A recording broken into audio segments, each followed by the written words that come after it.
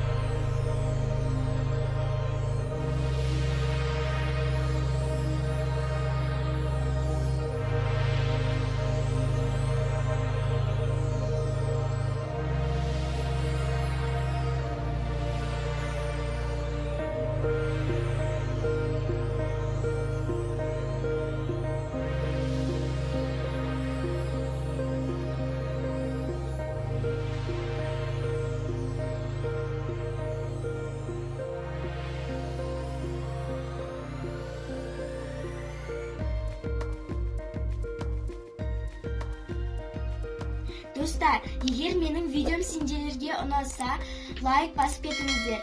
Ал егер менің каналымдағы тағы қызықты видеоларды көргілерің келсе, подписаться етіңдер.